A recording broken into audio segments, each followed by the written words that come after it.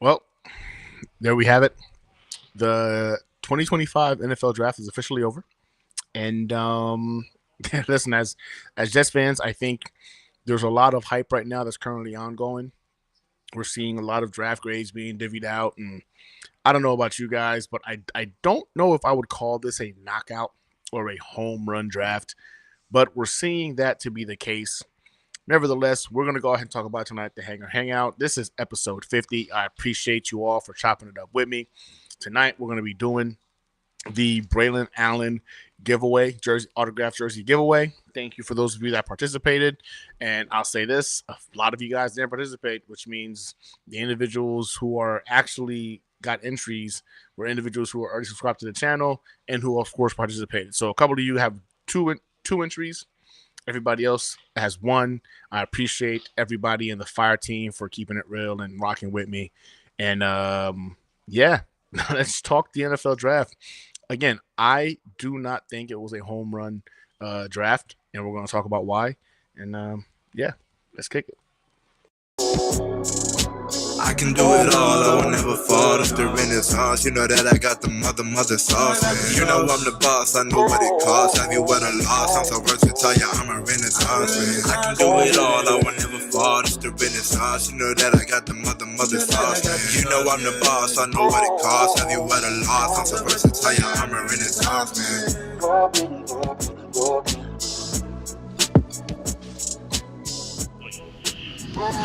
Any players that's here now, put your seatbelts on and get ready for the ride. Put your seatbelts on and get ready for the ride. Listen, there are going to be some challenges, but with challenges becomes opportunity, gets opportunity. But here's what I do know. We're the freaking New York Jets, so we're built for this shit. And here we go.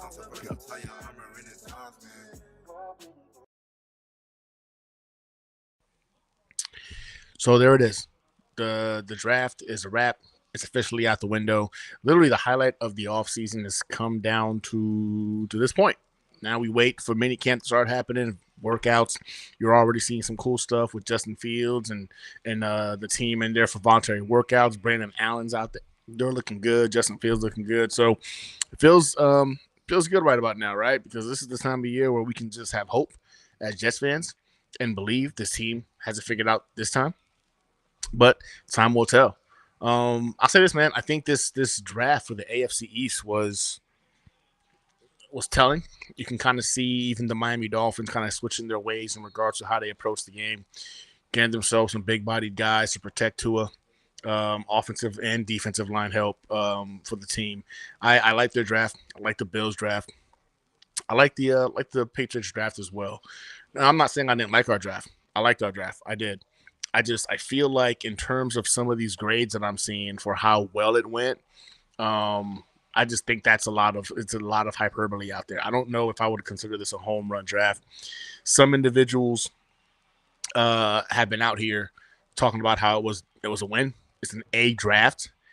I don't see it. I don't see it. Now, I'm not here to be a hater. I'm not here to go ahead and just be negative or anything like that. I'm just being real with you guys in terms of what I saw. So before we kick it off, I want to make sure you guys can see this screen for when we're doing. So this is going to be when we're doing the actual giveaway. I've already plugged in all the individuals that are qualified for the giveaway. I appreciate you all again for chopping it up and of course, participating in these giveaways. And I just want to make sure you guys can see it. And it looks like you can see it on my screen down here. So I'm going to chalk that up as a win. I'm going to minimize that and then get back up here. If you guys couldn't see it, let me know what's good. Right, we got Wild Wave in the building. Jimmy Jets. Listen, both of you guys. I think y'all got Jimmy Jets. You've got two entries into the draft. You were able to get one of your predictions right for the draft. And Wild Wave. I'm gonna see you in the giveaway, Wild Wave. Um, Dark Soldier was good. Of course, you're in the freaking giveaway for the night as well. Okay, cool. Jimmy Jess says he can see it. All is well. Glad you're good to go. Perfect, perfect. All right. So let's talk about this draft, man. Let's talk about this draft. So the first round, I think, kind of went a lot of the way a lot of people thought it was going to work out for the Jets. I thought it was either going to be tight end or it was going to be offensive line. That's been the norm for the last several months. Some individuals feel Tyler Warren should have still been the pick. Some feel like it's Membu. I am a fan of Tyler Warren. I would have been more excited about Tyler Warren, but if we're being honest, you go Membu because that's the right pick. Like if we're being honest with ourselves, you go with Membu because he's going to be the tone setter. He's going to be the guy that you put on the other side of Olu, and now your offensive line is set for the next 10 years, right? The kid has a lot of talent, a lot of upside. So as much as some of us are looking at this and we're wishing the Jets had gone Tyler Warren, I get it. I do. I truly do. I'm there with you. But let's talk about the number 7 overall pick, Amon Memdu. Um, this kid is 21 years old. He's 21 years old, 6'3", 320 pounds. Now, a lot of individuals aren't really keen on his size in terms of his height. A little bit shorter than you would like your right tackle to be, but this dude is next level, man. Next level. I'm talking about a guy who is kind of a freak, kind of a freak. And when I say that, I'm referring to a guy that is 320 pounds with 18% body fat. That math don't even make any sense.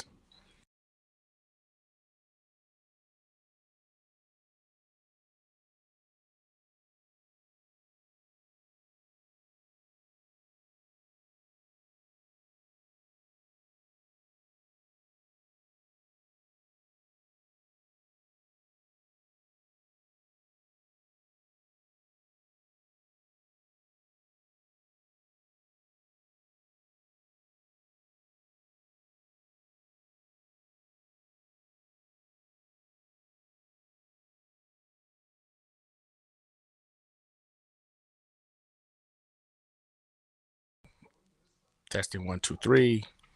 My bad. Technical difficulties. Um, okay, we're talking Membu. Sorry, 6'3", 320 pounds. The dude has 18% body fat. He's a freak.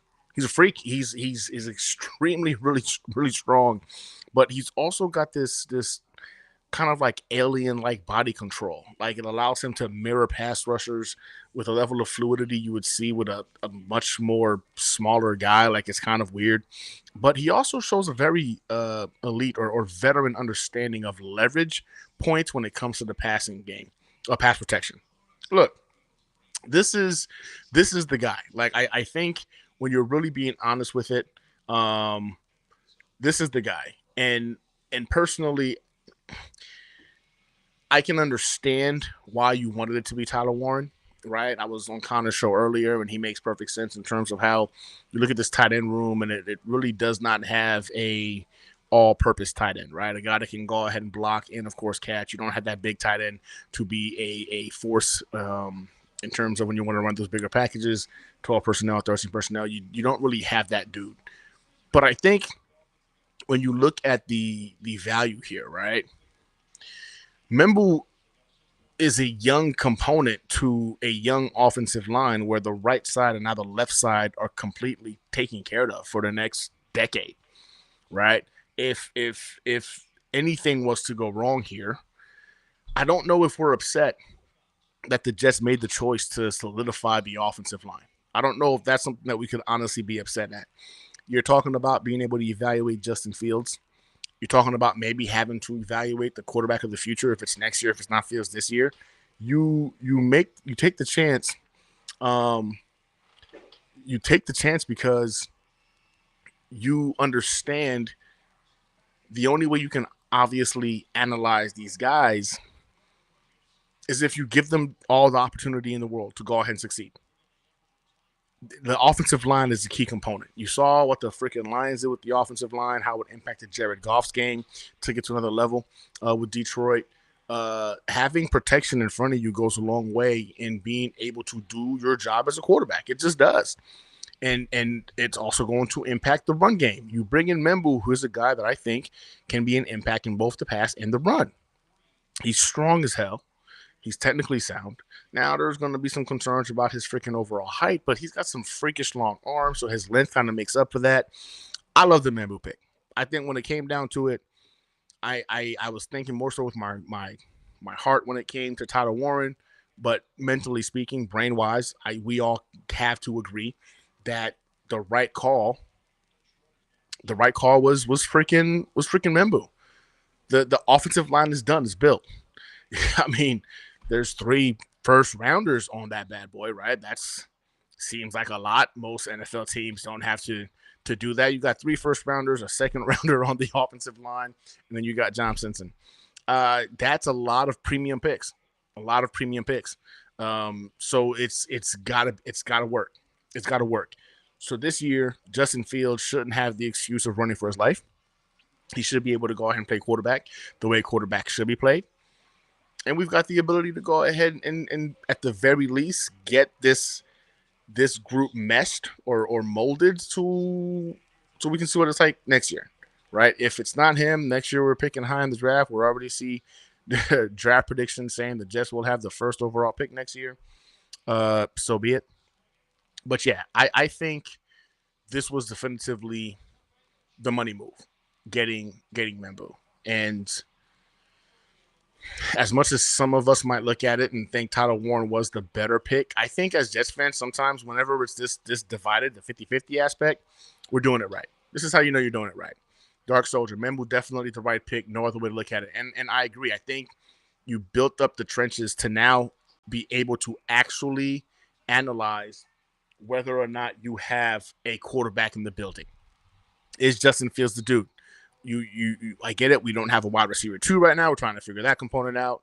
But the next pick, I think, really does a lot to assist us in getting.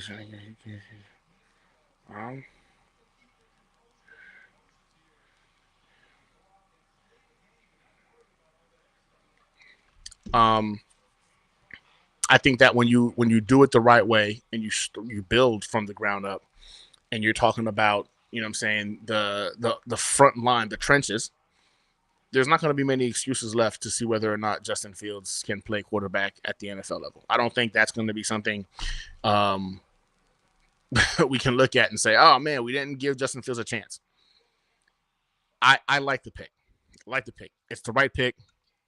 It made the most sense. I don't know how you look at it and you're upset with it.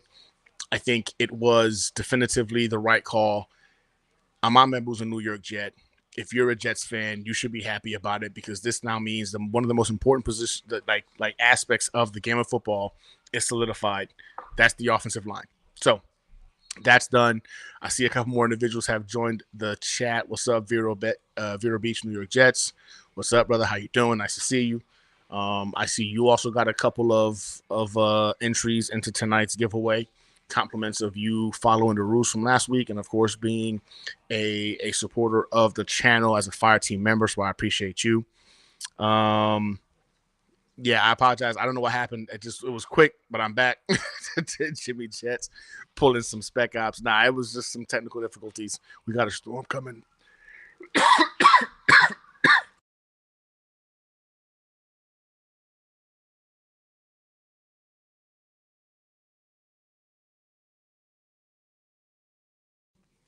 Storm coming. Probably a little quick surge.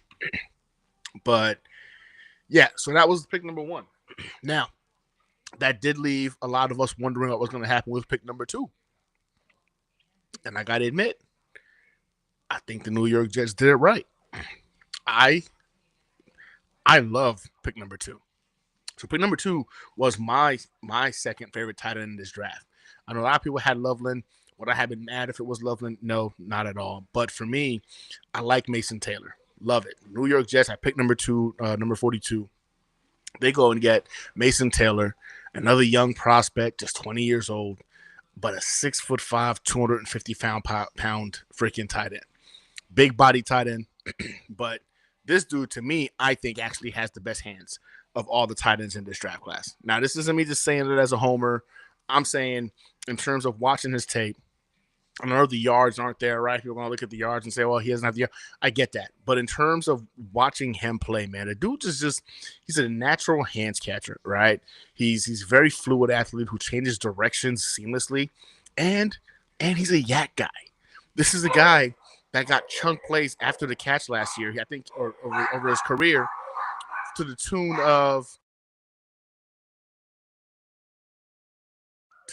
of 700 yak yards in his career at LSU. So the guy can get after it after he catches the ball.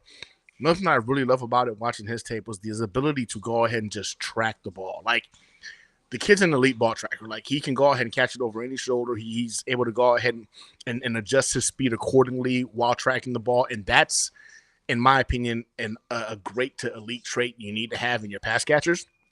He can do it. Now, I get it. A lot of people will look at this and think, well, he wasn't really the greatest blocker, right? Which is true. He needs some work when it comes to blocking. But this is a guy who's a willing blocker. I think when you look at Mason Taylor, it's not that he's not a willing blocker or willing to sacrifice his body to put it out there.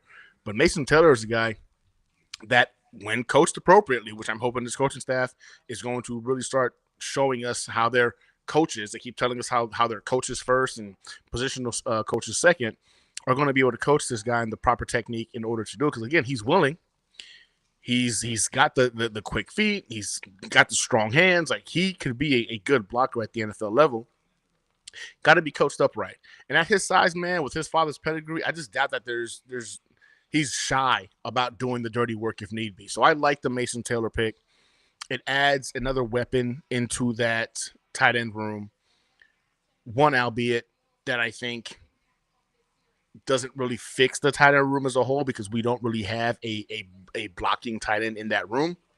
But Mason Taylor is a young cat that can grow. He did his thing in the SEC, the conference of football that we all look at and think to ourselves, if you can do it there, you can do it in the NFL.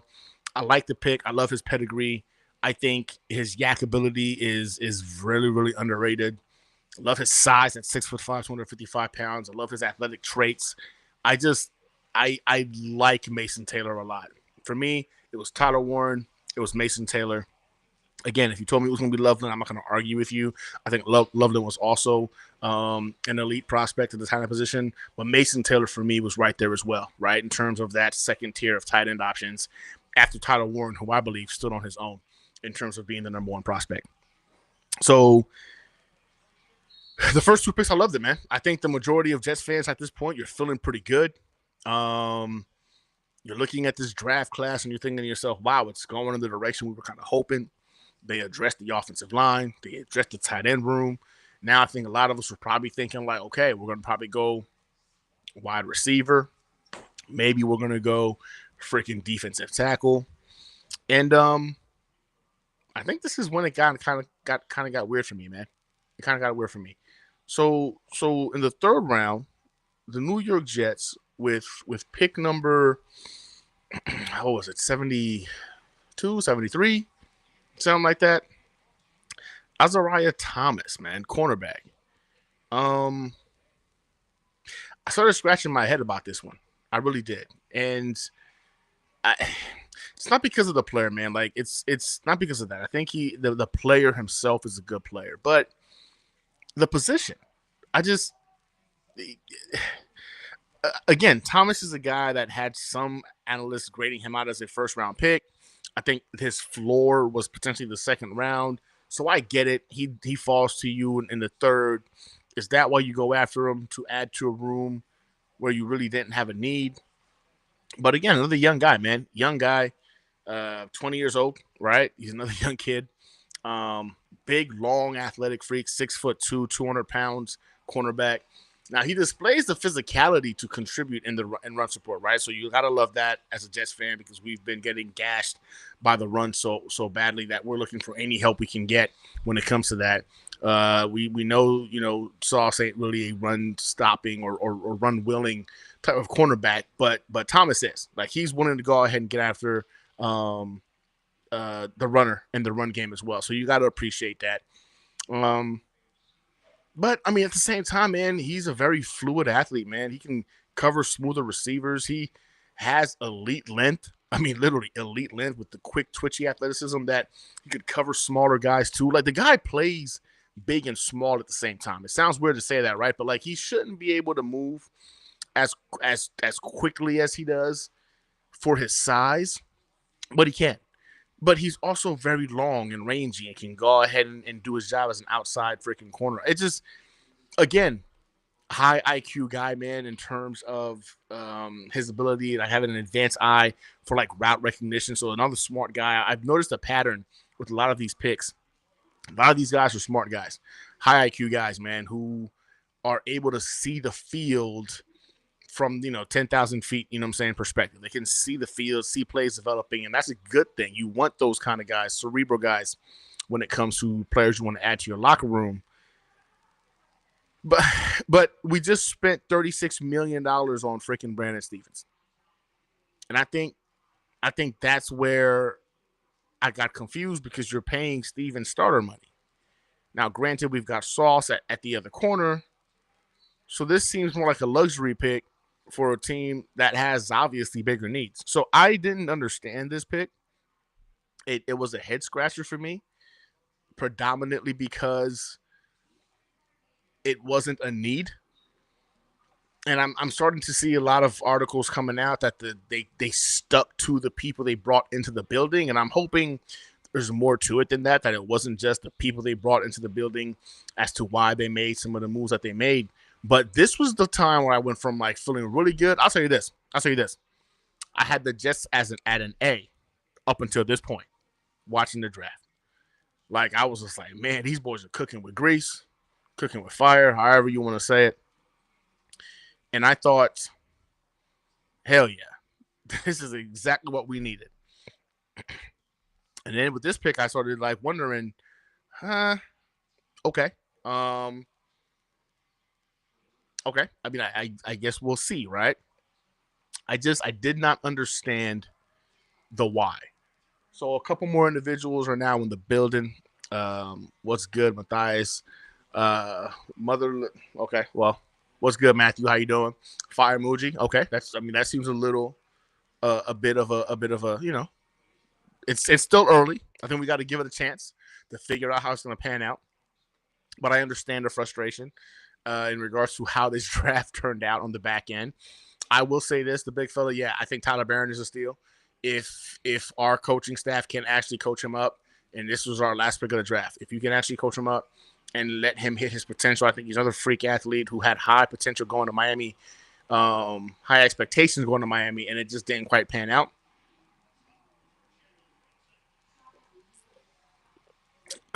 So, yeah, I like the Tyler Barron pick as well. So the big fellas in the building, what's good?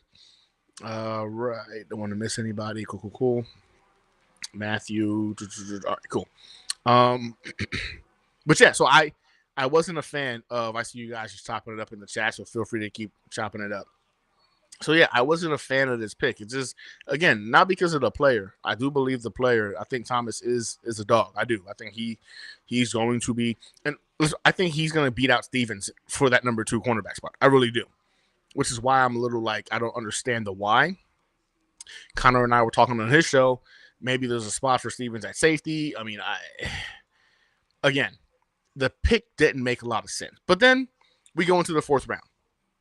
At this point, I'm yelling at the screen because I have a list of individuals that I think makes a lot of sense. They're still there. I figured we were going to go wide receiver or defensive tackle. To my surprise, we go wide receiver. We do. I'm pumped. It's wide receiver. Good. Then they say Arian Smith.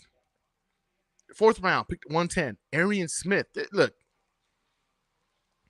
This one was when I really was like, oh my God, we're blowing it. The Jets are actually blowing this draft because Arian Smith in the fourth is a massive reach.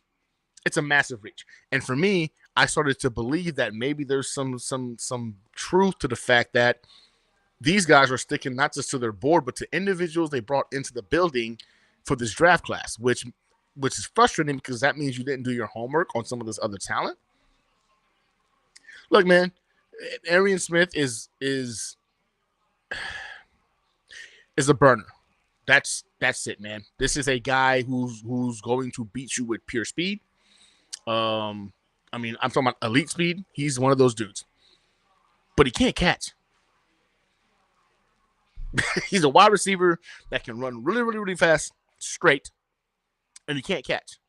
That's a problem, right? His route running is also it's limited. It's been go routes pretty much the majority of his career, so that's a problem. It's a bigger problem for me because you had guys like Jalen Royal and Eric Ayamana, the kid from Stanford. I always mess up his name, but Eric out of Stanford were available to you. More polished prospects that could have came in right now and giving you a jolt in that wide receiver room. We really don't have a wide receiver two right now. We don't. I guess some of us are hoping Reynolds and Malachi Corley can go ahead and fit that role. But if we're being honest with ourselves, we needed to throw another body in that wide receiver room, a legitimate NFL caliber body. I don't think Arian Smith is that. I don't. Now again, I get it. This is premature, but from what the tape shows us, the kid can't catch. A 26% drop rate is what he's had over 26% drop. That he can't catch. We've been trying to crucify freaking Alan Lazard for being on the roster. Now we bring in Arian Smith. Granted, he can run really, really fast straight. This to me didn't make any sense. The Jalen Royal was right there. And I think that would have been a perfect pickup, a great steal. And you're adding a legitimate wide receiver option into that room. A guy who can contribute, good route runner, good hands, high IQ. So for me, Arian Smith was when I started to really wonder what the fuck was going on. What is the game plan now? Because you get arguably the middest wide receiver available at that point or the most incomplete wide receiver available at that point, right? This is a huge project acquisition. Frustrating. So again, that lowered my expectations and bar of what this draft looks like. Now we go into the fourth round and we trade up. Listen, I like pick number 130. I do. We trade up. We go and get Malachi Moore, man. He's one of the older prospects in this draft class. He was one of the older ones the Jets brought into the building. But this is a guy with a lot of football that he's played with, man. A lot of football's been played with freaking Malachi Moore. We're talking about a guy who's played 5 years in Alabama. A guy who showcased a lot of remarkable consistency and development. I would say he also kind of established himself as being the cornerstone of that defense, being as versatile as he was with that high IQ. I mean, let's be honest, man. He was excelling both as a traditional safety and holding down the star position in Saban's complex off defensive scheme. So that shows you this is a guy who's got high IQ, high character. I think he also won a leadership award as well last year to showcase more so of how well he's just a well-rounded addition to this roster. The Malachi Moore pick, again, I'm not mad at that one. I do like the pick. He's also a guy, man, he's also a guy that can, in my opinion, help in the run game. Not a thumper, right? Not one of those guys who's going to go ahead and hit somebody and hit them hard and you're going to just, oh my God, just rock you out of your seat. But a guy that is a short tackler, and he contributes in the run game, and he's able to contribute in the passing game. So again, I think Malachi Moore was a pick. He's going to be a guy you see in the rotation. He's going to go ahead and play a lot of football for us.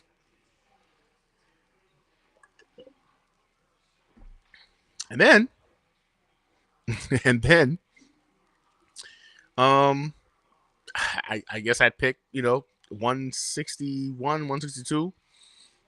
Francisco Magoa,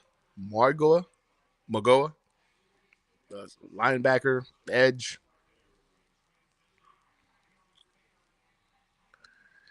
I had to look this guy up.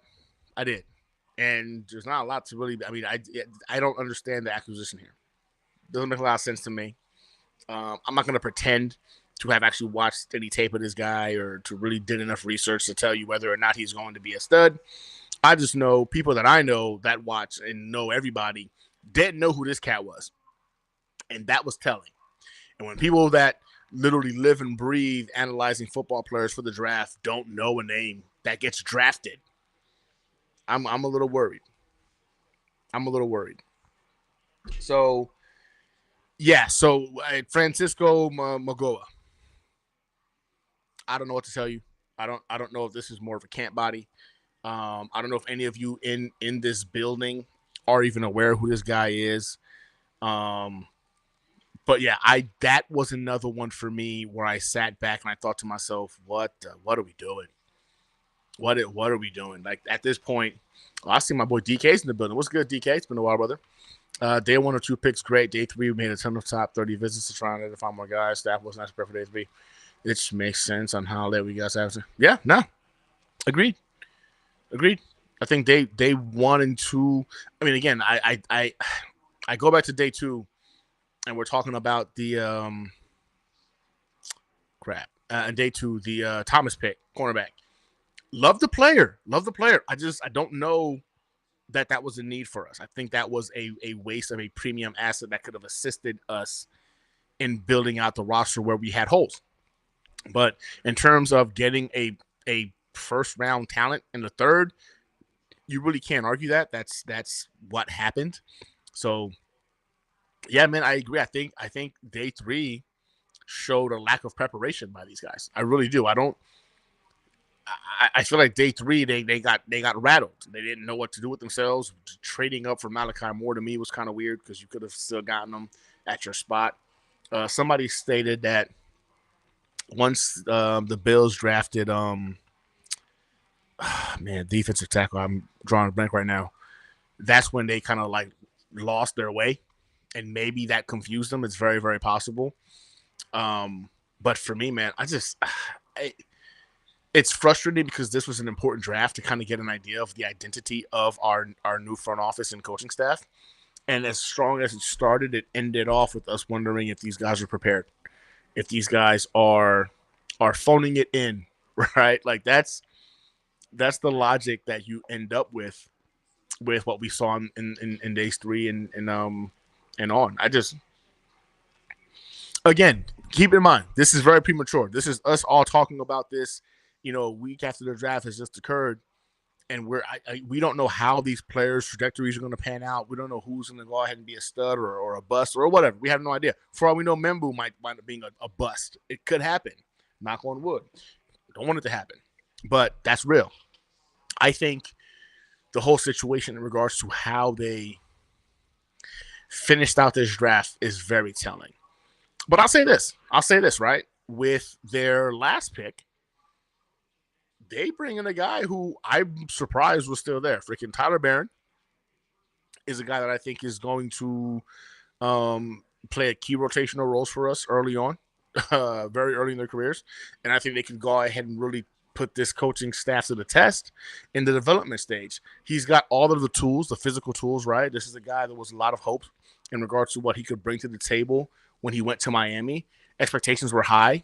He finished out the season with, I think, like 5 sacks or something like that.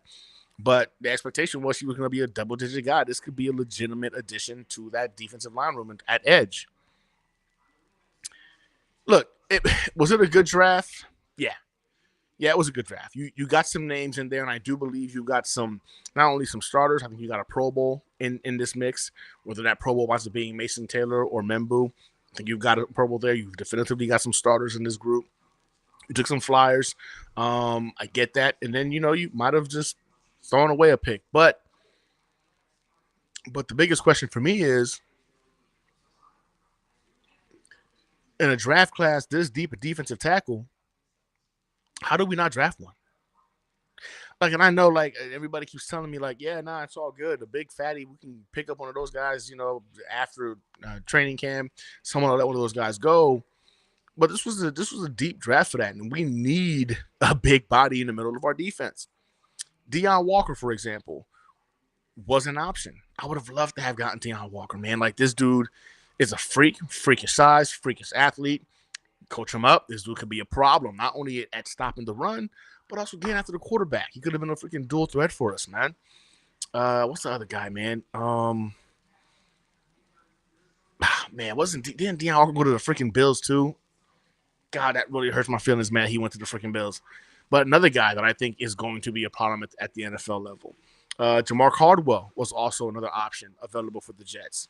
JJ Peckwest, CJ West were options. We didn't even try.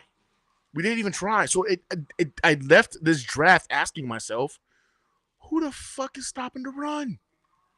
Who's stopping the run? You saw the Miami Dolphins get a big fatty. The Buffalo Bills got their big fatty. The freaking Patriots understand the importance of it. But then we, who've been struggling stopping the run, we're in a division where the run game has dominated, whether it's the Buffalo Bills, whether it's the freaking, the goddamn Dolphins. And we decide nah, we're good. We're going to go ahead and see what shakes free, you know what I'm saying, and from some other team after minicamp or training camp and bring them into the building. And Jimmy, and you're probably right, Jimmy, but in all actuality, man, Deion Walker, I think it was worth the gamble just because of how nasty he can be, right? And if properly coached, and let's be honest, I think defensively speaking, the Buffalo Bills can do some good things when it comes. He's going to be a problem, bro. Like he is. Like he's gifted physically. He's gifted, you know what I'm saying, in terms of work ethic. Like I think this guy, properly coached up, can really utilize those tools to be a problem. I looked at this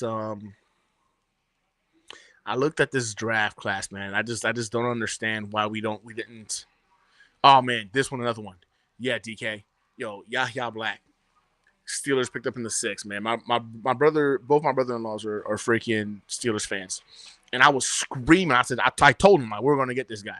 I was like, after the 4th round hit, I was like, okay, we're going to spend one of our 5th rounders on Black. There's just no way, man. We're going to get him. And this was a guy who's projected very, very high. And somehow he fell to the 6th. The Steelers got a steal with Black as well. I didn't even think about that, DK. That one hurts even more thinking about it because he could have been one of our 5th rounders. And you solidify that guy, man. You've got that guy in the building. He understands the defense. He understands his role. We know he can go ahead and do the job.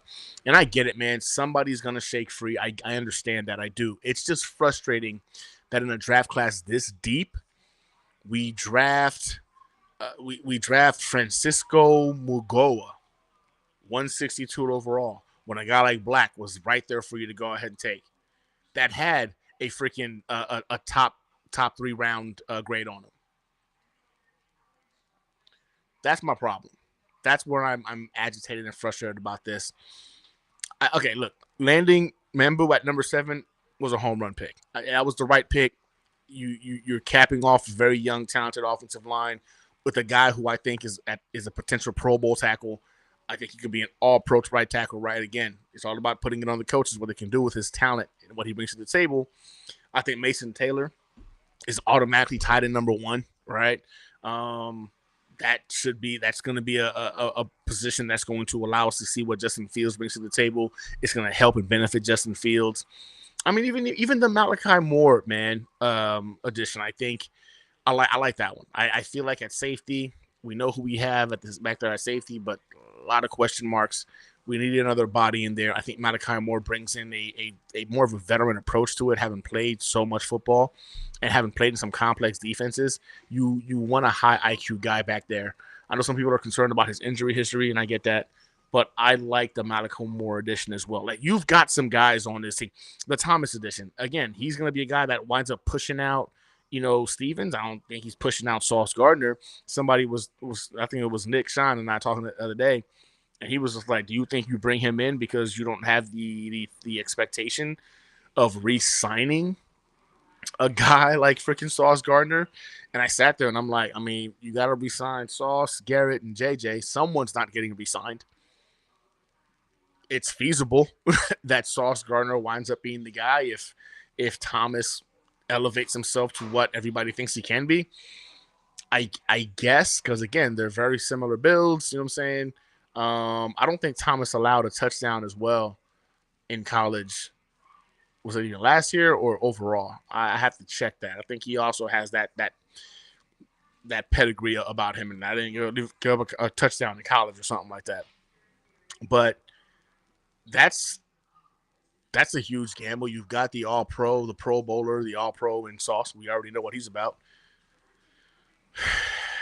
I don't know, man.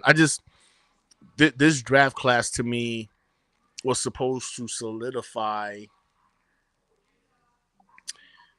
a changing of the guard, and the Jets defense has been a pincushion when it came to stopping the run for the last 3 years. It's been a problem for us. It's been embarrassing to see teams beat up on us in terms of their run game. And so I just really believed that they weren't going to get out of this draft class without putting in some resources in getting a defensive tackle. We didn't do that. Didn't do that. So what's the game plan? Now I see some of y'all are saying that we're going to probably just pick up some dude. You know what I'm saying, after training camp. Jimmy thinks that one of the guys will be available once they get cut. No way Buffalo carries 3 rookie defensive tackles. Very feasible. Very feasible that one of those guys will drop. Man, I guess time will tell, bro. I think at the end of the day, ladies and gents, time will tell. That's the only thing you can really say about it. And what I can say is this. The New York Jets did have a good draft. It wasn't a home run. It wasn't an A. Like I'm seeing a lot of A's out there for the New York Jets. It wasn't that. It just wasn't. If we're being honest, this draft. So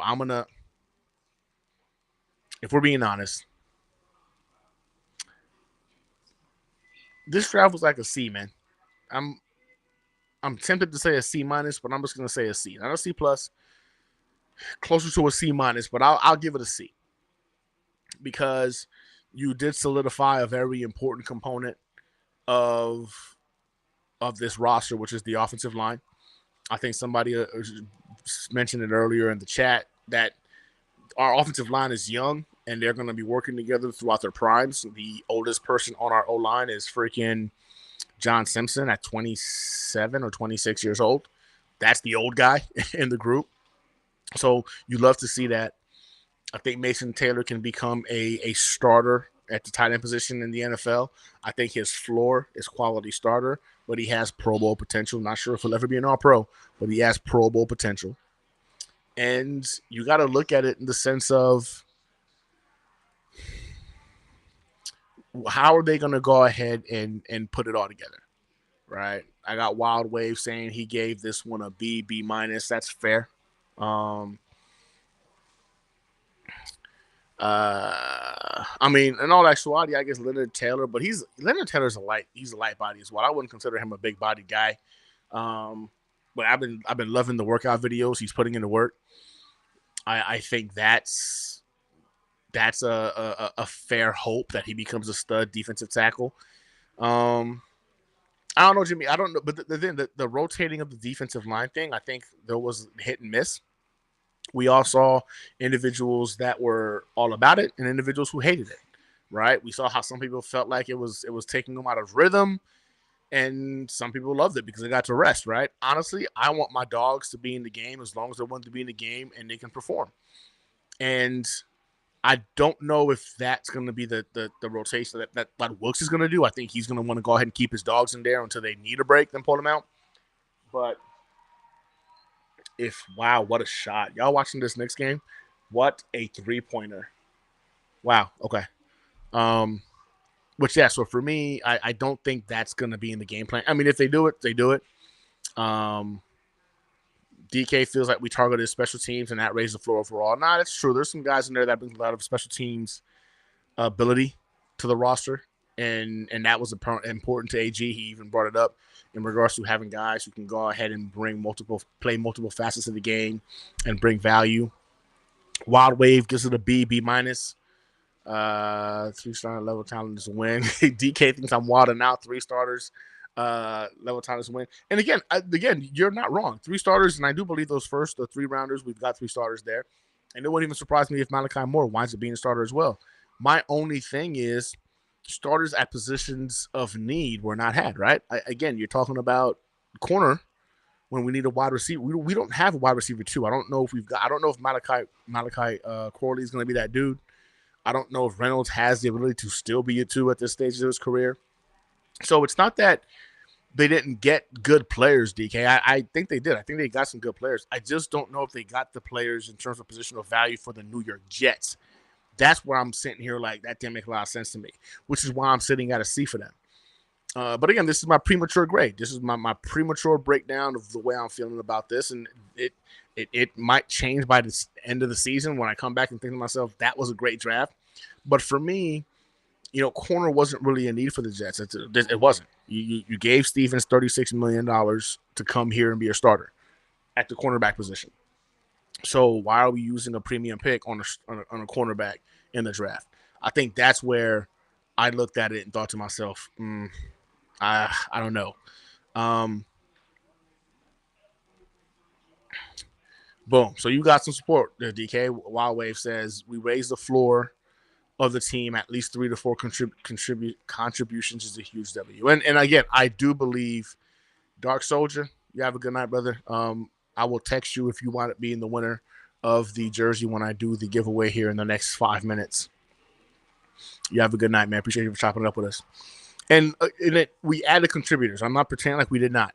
I just think in terms of the opportunity for this team to maximize this draft class, right, and put more contributors in key pieces where we needed them, we missed the mark.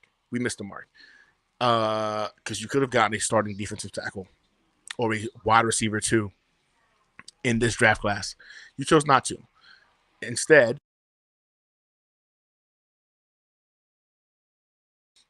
you got a cornerback too. You already had one of those guys. You already had Brandon Stevens. I don't understand that part. I think Arian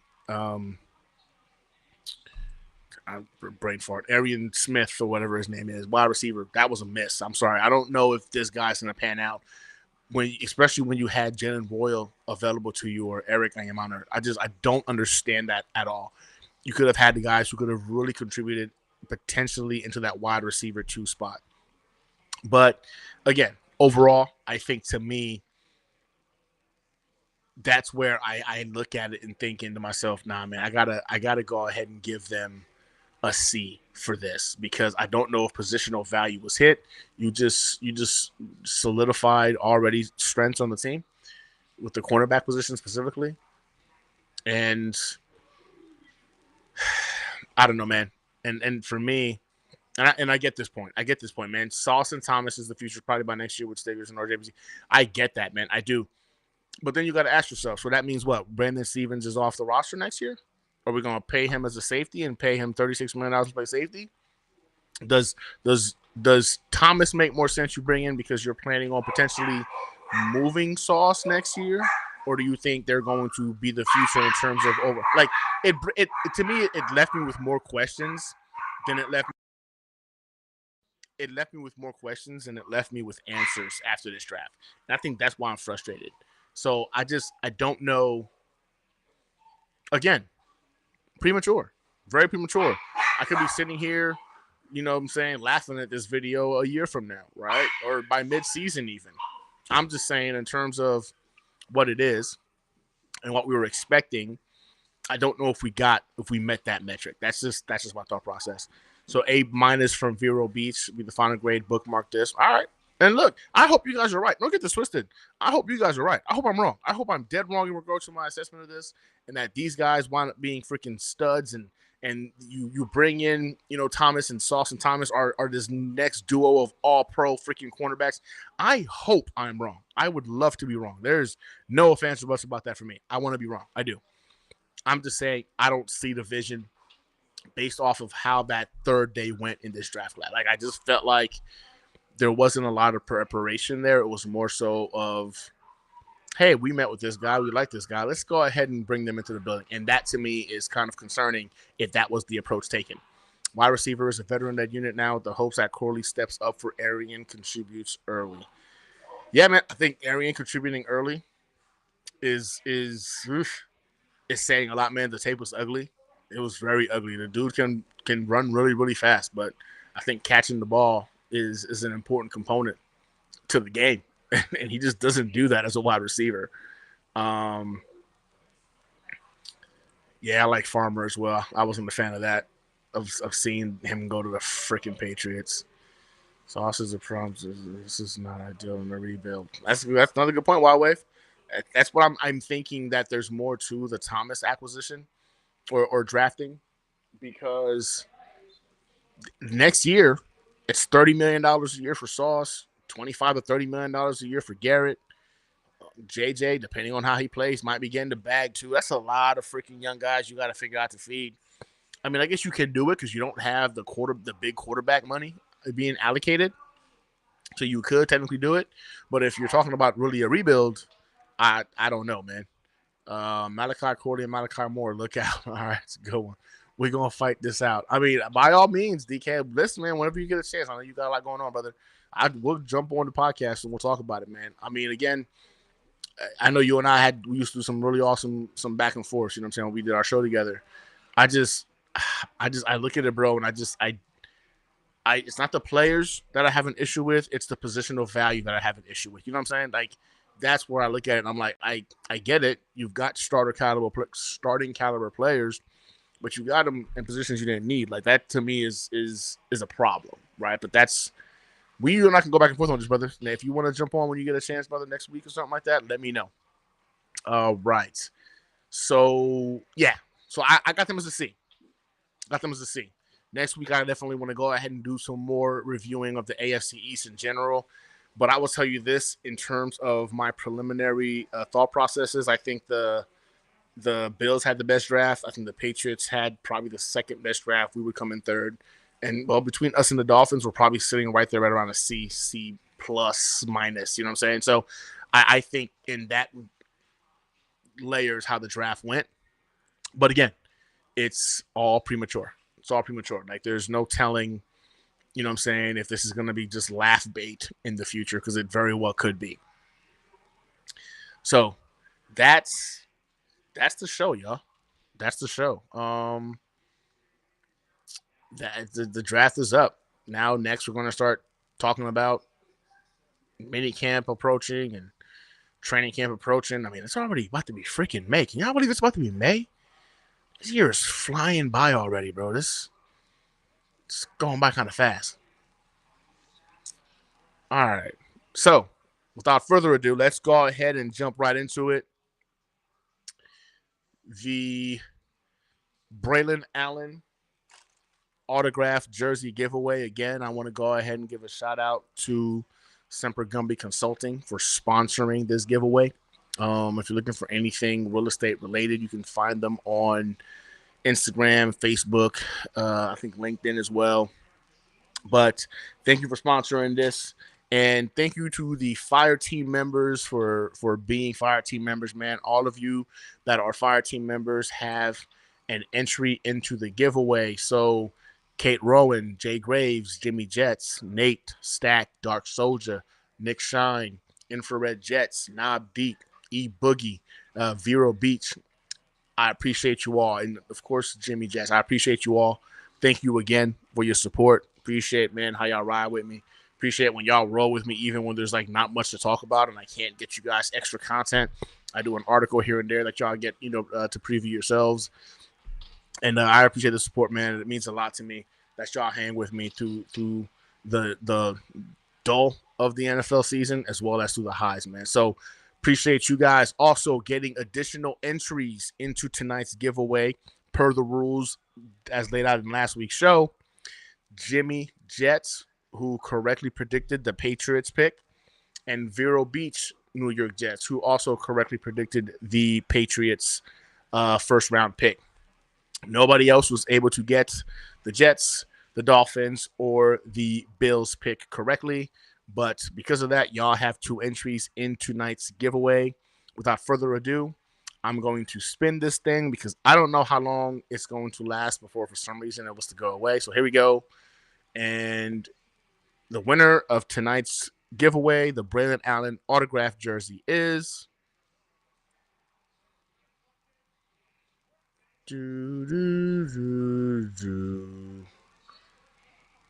Oh. Nick freaking shine. Wow. Nick Shine is the winner of tonight's autographed jersey. Now, just in case Nick doesn't want it or he doesn't respond or he decides to give it to somebody else, we always do 2 spins, so we always have a backup winner as well. If Nick Shine does not accept the jersey for any reason whatsoever, the backup winner for the autographed Braelon Allen jersey will be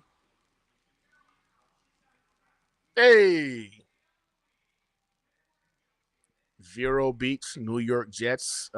Compliments of your correct pick of the draft this past week. So, Vero Beach, you are winner number 2. Nick Shine is winner number 1. I will coordinate with him, see if he responds. If he does or does not, I'll let you know. And then I'll be getting your address. But again, I appreciate you guys for chopping it up with me. Autographed jersey will be in the mail tomorrow. Let's give me till Thursday. Thursday at the latest. Vero Beach will either be you or it'll be Nick Shine. So I'll go see if Nick is in on it. If not, I will be reaching out to you to get to get your address, and of course to send it to you. But again, I appreciate you guys, man. I really do. I appreciate you guys rocking with me. I appreciate the support. And go Jets. Don't get twisted, man. I can give them an F today. And the end goal for me is to be proven wrong. I want the Jets to succeed. I want them to be better than anticipated. I want them to be a team we can all be proud of and embrace and finally show our faces as fans and not be embarrassed. I want all that. I do. But this draft left me with a lot of question marks, man. I had to be real about it on the show. And so here we are. Other than that, I appreciate y'all. I love y'all. As always, JETS. Jets, Jets, Jets. And, yeah, go Jets.